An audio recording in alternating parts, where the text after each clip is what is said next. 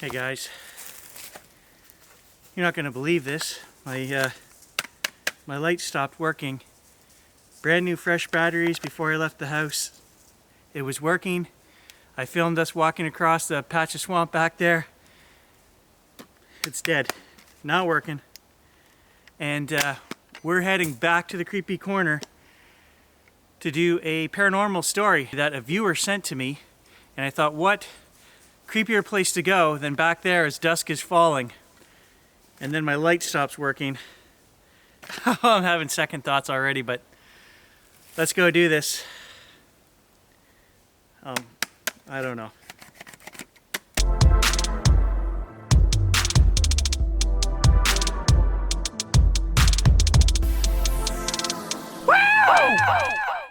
Alright guys, I actually went back to the house. We were only, 600-700 meters from the house. So I went back, I put new batteries in, it's working again. I may need this to read the story, so I want to make sure that we've got a light.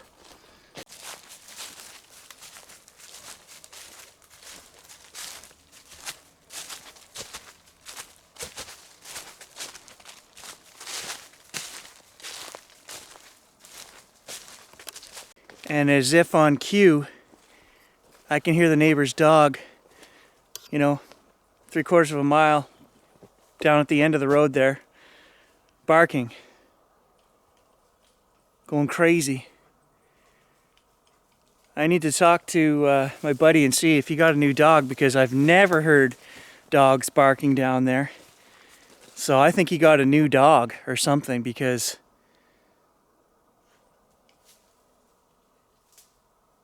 now if he has the same old dog and the dog has just been going crazy, this is, the last couple outings back here, that's all I've heard is that dog barking in the distance.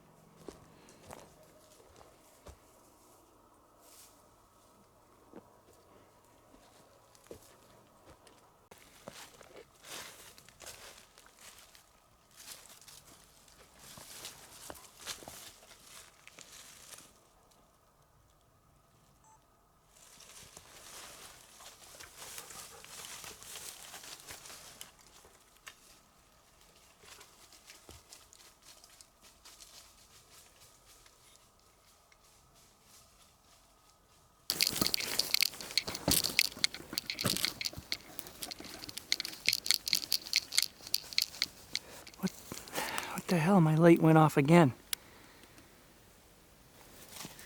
That was weird, because I actually had to push the button to turn it back on.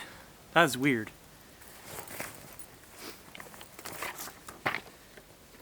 Okay, so I've got two cameras running, camcorder over there, A7R4 over here. Gage is going to be running around, chewing sticks, making noise.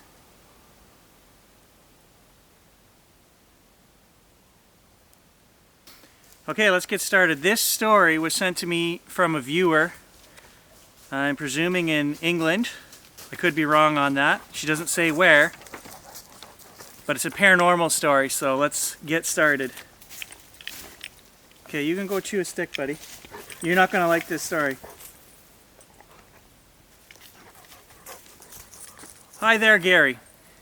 Just want to start with how much I enjoy your channels and appreciate all your hard work and time that goes into it. My favorite, of course, is anything paranormal, weird, or strange. Things that happen that can't be explained. Curiosity drives me. I don't assume anything. I like to get to the bottom of things and find answers, but in this case, there is no bottom. I'm Katie from across the pond. Not my real name, but I'd like to use it for this story I am going to share with you. I'm not sure if a story like this qualifies because it's not about Bigfoot. We don't have any stories about Bigfoot in this part of the world. But nevertheless, like every country, we do have things that cannot be explained. My first encounter with the paranormal happened when I was 6 years old, many decades ago now, a time before mobile phones or computers. We did, however, have a TV. I'd like to describe to you our home in a few short sentences, just so you get an understanding and an image as my story progresses. To say our house was small was definitely an understatement. It had 2 bedrooms leading off of a small kitchen and a teeny back room no bigger than a modern bathroom of today, and that about sums it up, nothing else. Not the ideal living conditions for a family of 10, but we didn't complain. We lived in the countryside surrounded by farmland and rolling hills, and as children we spent most of our time outside, especially in the summertime. As the days shortened and winter set in, we'd have to spend more time indoors, all cramped in our little kitchen like sardines in a can.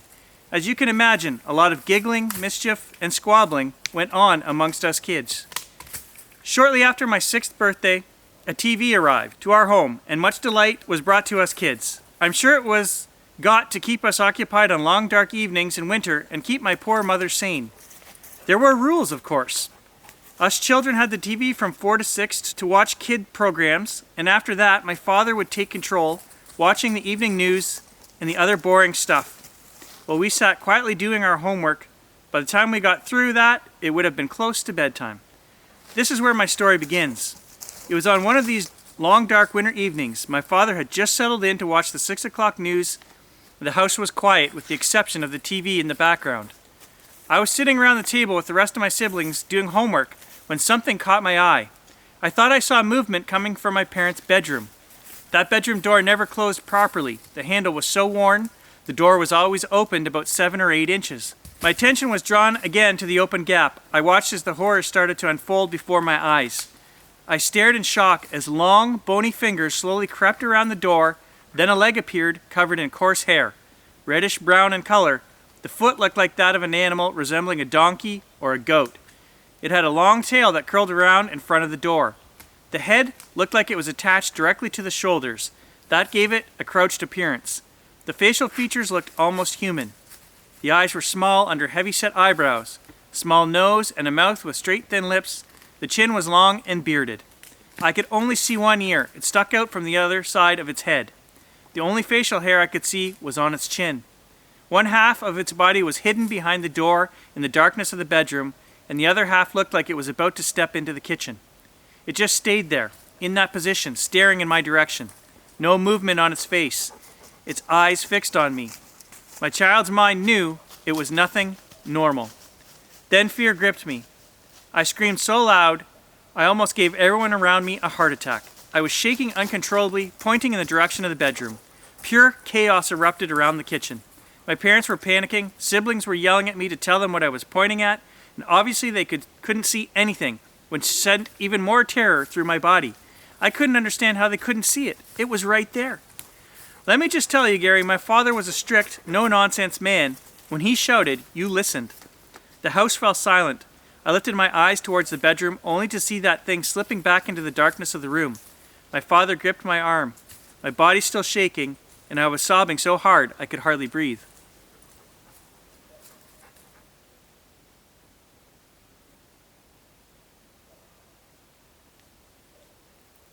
After what seemed to be an eternity of trembling and sobs, I started to calm down and finally managed to explain what I saw.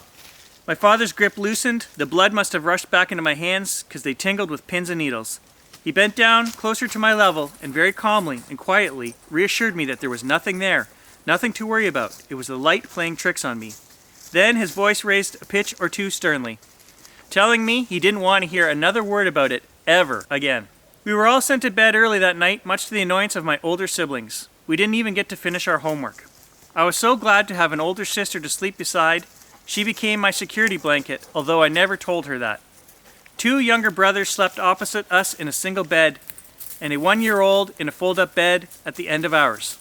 Sharing a bedroom had its advantages. Even if it was small, I was so glad I didn't have to sleep alone. It felt safer in numbers. My father fixed a bolt onto their bedroom door so it could be shut from the kitchen side. During the winter months, my mother would bolt it closed soon as darkness started to descend, about 4 o'clock in the evening. After that evening, I tried to forget about it and never mentioned it again. I was relieved that the door was bolted all the time, and that ritual continued for the next 3 winters. My 9th birthday came and went. That same year, my parents applied to the council for planning permission for our teeny home, 2 extra bedrooms, a bathroom, and an extension to the kitchen. By the end of the fall, the application was rejected. My parents were so frustrated and stressed. I won't go into too much detail. Let's just say that there was too much red tape. They did offer us a townhouse, but my father wouldn't hear tell of it. It wasn't until mid-November when a new addition to our family arrived, a baby sister. I understood then why my parents were pushing for a bigger house. Things changed after that. Their bedroom door was never locked again. The baby slept in their room, in a cot at the end of the bed.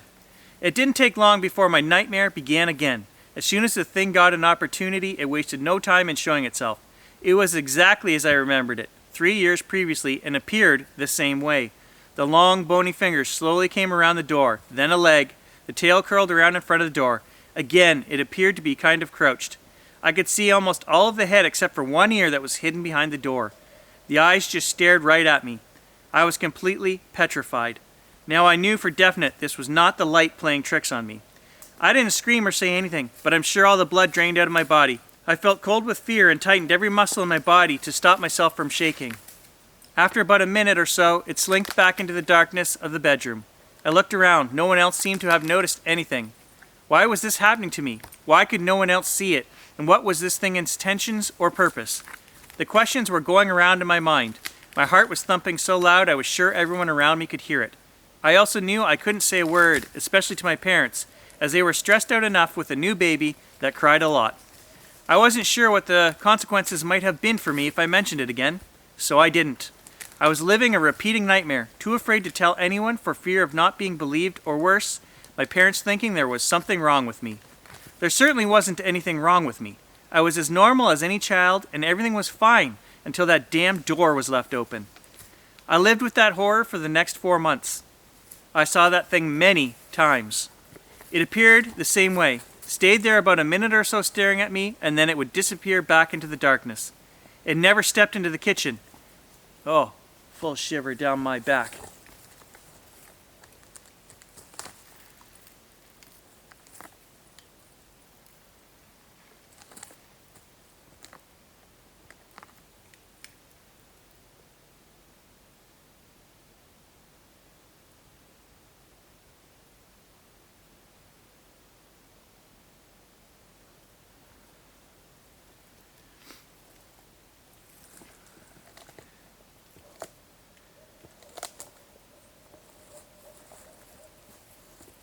It never stepped into the kitchen. It was as if there was an invisible boundary that stopped it from coming across.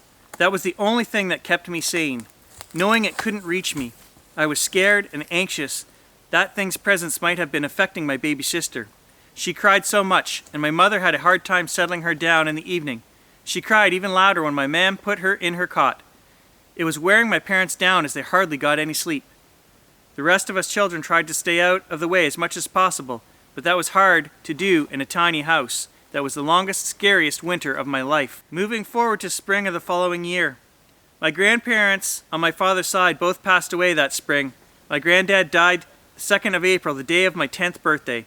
Granny dies a short time after. My poor father had hardly any time to grieve between the 2 deaths. As we all know, light always comes after darkness, and that was the case for my father and all of us. My grandparents just lived a 2-minute walk away up around the corner in a 4-bedroom house, which was now vacant and was now my father's. We had all moved into the new house the end of the fall that year. There was great excitement, of course. This house was like a palace compared to the old cramped conditions we were living in. My sister and I had our own room, no more sharing with the boys. As winter approaches and the long dark night returned again, I waited nervously for that thing to show itself. It didn't show that winter, or any winter after that. I never saw it again. The farmer that owned the land behind our old house bought it for storing hay. Nobody ever lived in it after us. Now, in 2022, the old house is in a pretty sad state. Time and nature is swallowing it up and it is disintegrating slowly. I have revisited many times over the past few decades, never alone I might add, searching for answers. The old house has been a huge interest to me over the years, and the research is ongoing. The house was built back in 1840. God only knows what went on before our time. Many hours I have spent searching for answers. I have exhausted all avenues on this topic. I have gone to libraries, to local historians, mediums, old folks that lived in the area, the internet, all in looking for something to explain what it was I saw in that house. If I were to put a name on it, I can't. My conclusion after years of research is that it could be some sort of cryptid from another dimension, not a Bigfoot, but something else. But that's just my conclusion. It's not written in stone. I don't think I will ever forget that part of my life or that thing. Do I still get scared thinking or talking about it? Absolutely.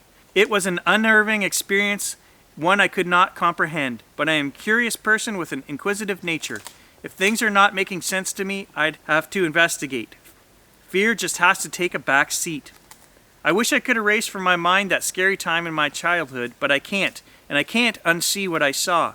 There are no doors in my house ever left ajar, especially this time of year, and that's the way it's going to be whilst I'm on this planet. That's my story, Gary. Blessing, love, and light to one and all. Stay safe, sir. Thanks once again for your wonderful channel. Big fan. Katie from across the pond.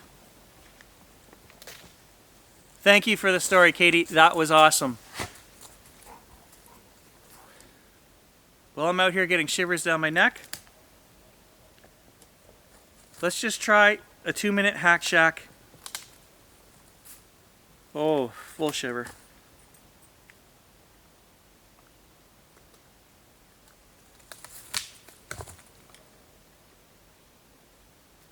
What do you guys here that live in this forest think of that story? Do you know what that thing was?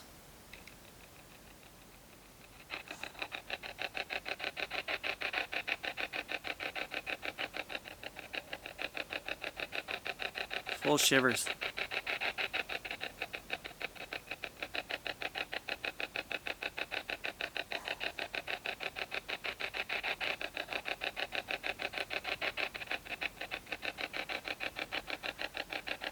Any ideas what that cryptid in the story would have been? Or do you have anything to say about that story?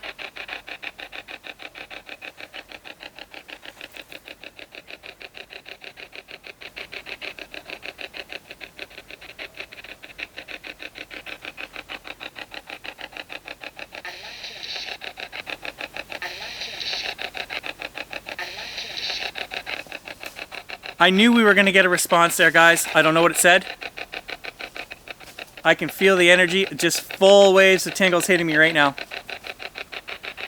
Go ahead and talk to everybody. They're here listening.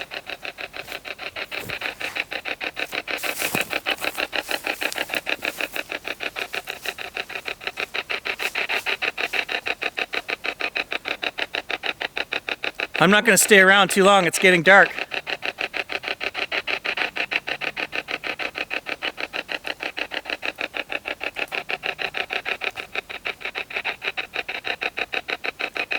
Did you guys like that story? Did it creep you out? Can you get creeped out?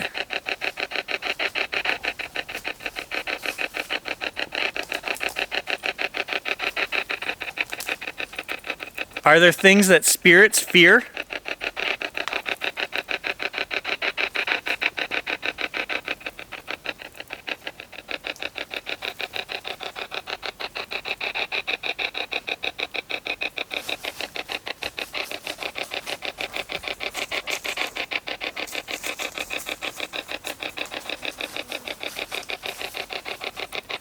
One more quick response on the Hack Shack and we'll switch to Necrophonic. I know you're here, I can feel you, so go ahead.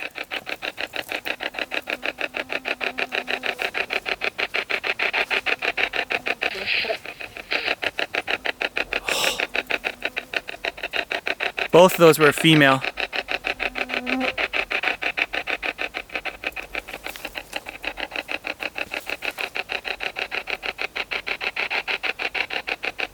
November 11th and there's a mosquito buzzing around.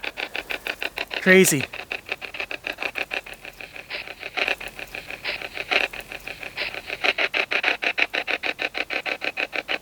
I can hear you trying to come through. Both times you got cut off.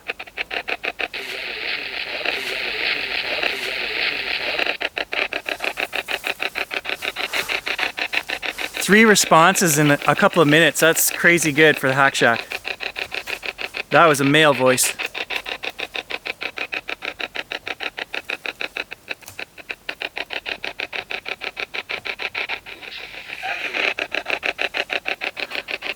There's the old absolutely that we always get. I was thinking in my head, do you want me to leave this on and keep talking to us? And then it said absolutely. Can you read my mind?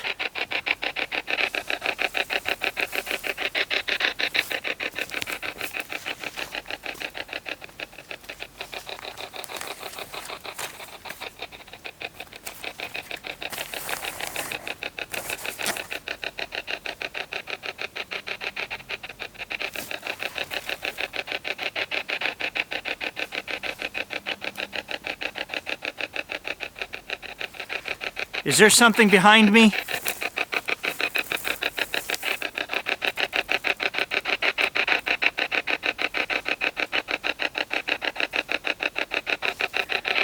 Okay, if you don't answer in the next minute, I'm going to switch to Necrophonic. So if you have anything else to say it now.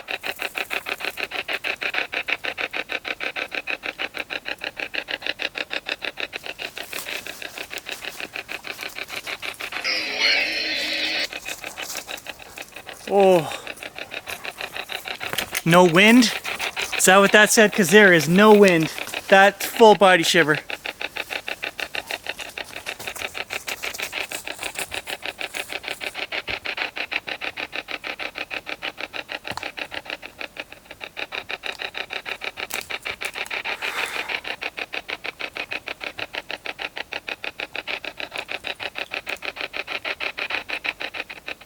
Should I be getting out of here before it gets any darker? Wow, it's so still. It's like unbelievably still out here. And that thing says no wind. Let's switch to Necrophonic very briefly because I want to get out of these woods. I'm not staying here when I can still see out there. It's not completely dark.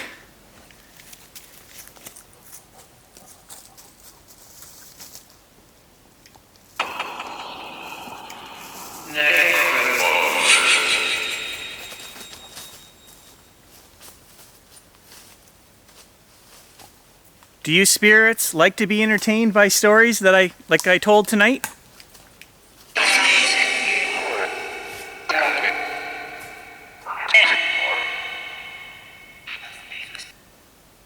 Oh, I'm getting full shivers. Does that mean there's somebody here? I sense somebody behind me. Who's behind me?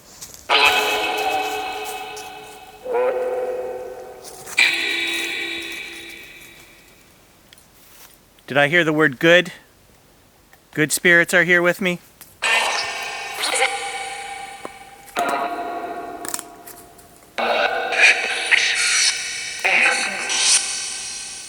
If there was anything you guys could say right now to help make believers of the few thousand people that are going to watch this video, now's your chance. Say something.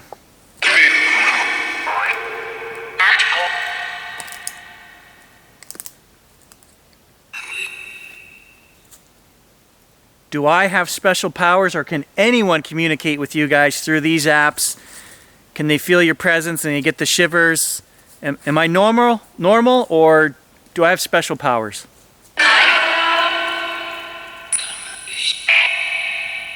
Okay, sending peace, light, and love, and good energy to anyone here who needs it, can use it, wants it, share it.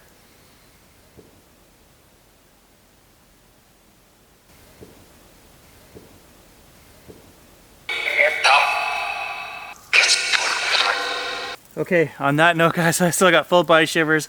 Even my forehead has shivers right now. We're going to put this away, and I'm going to hike out of here. I've still got a 20-25 minute hike out of here, so.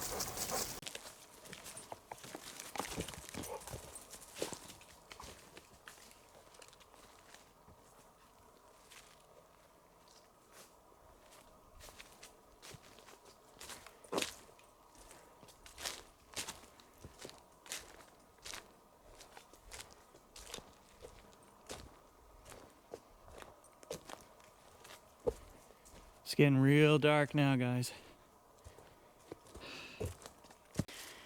Alright, well, I'm almost home and the light has given up the ghost again. I'm gonna say bad light? I don't know. Alright, thanks for joining me, guys. Hope you enjoyed the adventure, the story. Got a little creeped out. I know I did. We'll catch you in the next one.